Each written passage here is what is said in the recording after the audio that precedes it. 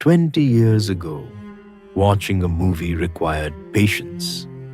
You waited for a TV schedule, waited for a DVD to arrive, waited for someone else to decide what was available.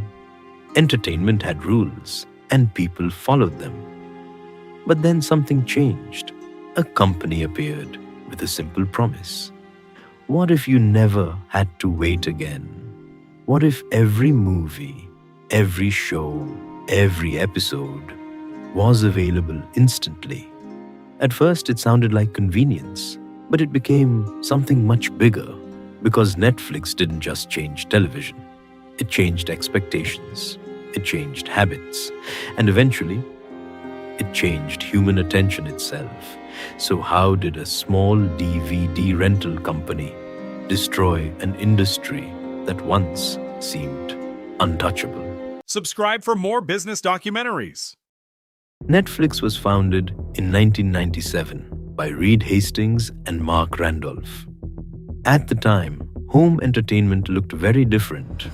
If you wanted to watch a movie, you usually had two choices: buy it or rent it from a video store. And one company dominated that world, Blockbuster. With thousands of stores across the United States, Blockbuster seemed unstoppable. Late fees generated enormous profits. Physical locations were everywhere, and customers had little reason to imagine an alternative. But Reed Hastings saw a problem hidden inside the system: convenience. People hated driving to stores. They hated limited inventory. They hated returning movies on time. So Netflix introduced a different idea. Movies delivered directly to your home. No store visits, no late fees, just simplicity. It sounded small at first, but hidden inside that idea was the beginning of a revolution.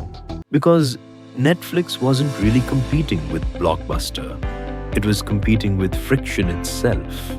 And then came one of the most famous mistakes in business history. In 2000, Netflix offered to sell itself to Blockbuster. The reported price was around $50 million. Blockbuster said no. At the time, the decision seemed reasonable. Blockbuster was the giant. Netflix was the small challenger. But Netflix saw something others didn't. The future wasn't DVDs. It was instant access. As internet speeds improved, Netflix began moving away from physical rentals and towards streaming.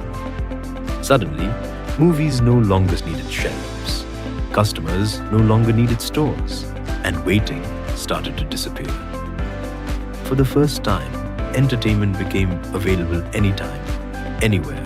One click, one screen, unlimited choice. Meanwhile, Blockbuster remained tied to an old system, and as consumer behavior changed, its advantage disappeared. Netflix wasn't winning because it had better movies. It was winning because it understood where attention was going. This was the moment Netflix stopped being a DVD company and started becoming the future of entertainment. But Netflix's greatest advantage wasn't technology.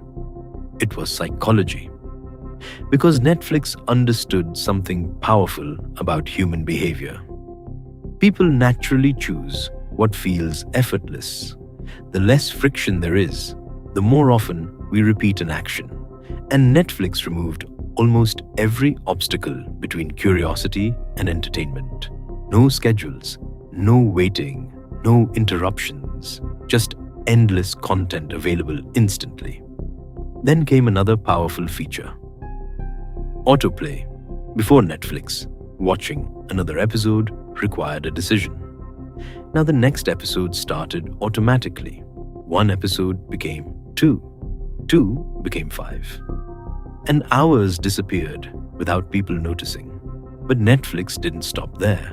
Its recommendation system learned what viewers liked, watched, skipped, and finished.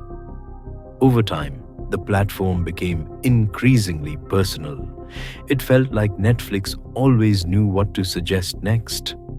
And when a product becomes part of someone's daily routine, it stops feeling like a service.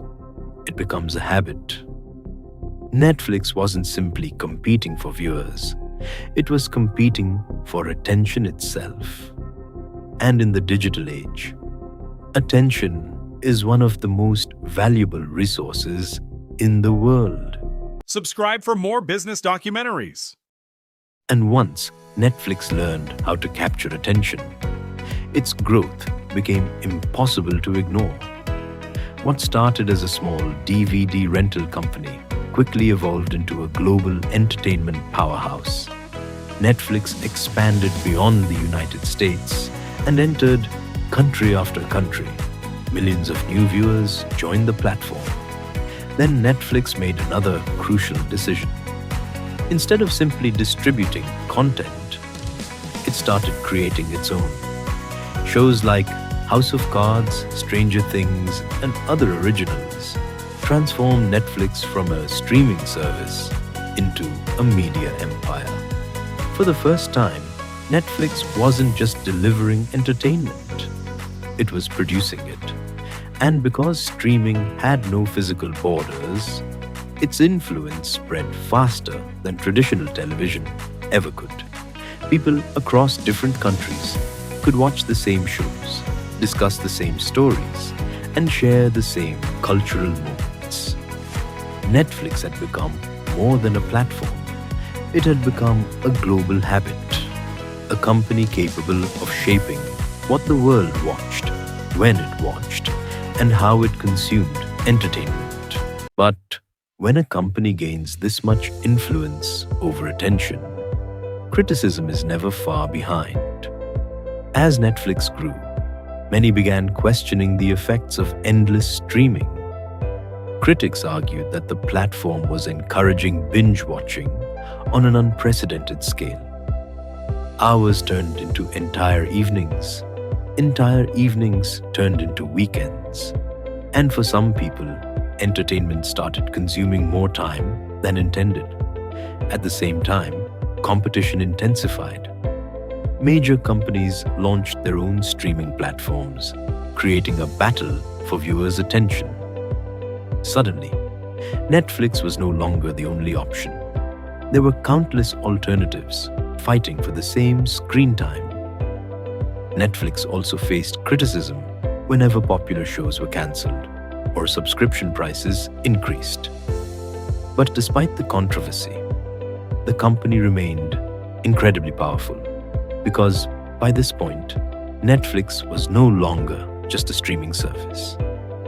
It had become part of how millions of people relax, escape, and spend their free time. Today, Netflix is one of the most influential entertainment companies in the world. From a small DVD by mail business to a platform used by hundreds of millions of people, its journey is about much more than movies and television.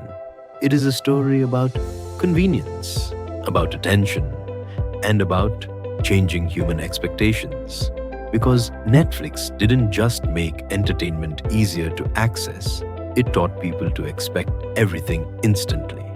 And once expectations change, entire industries are forced to change with them. In the end, Netflix's greatest achievement wasn't streaming. It was transforming waiting into something people no longer tolerate. Thanks for watching Billion Arc.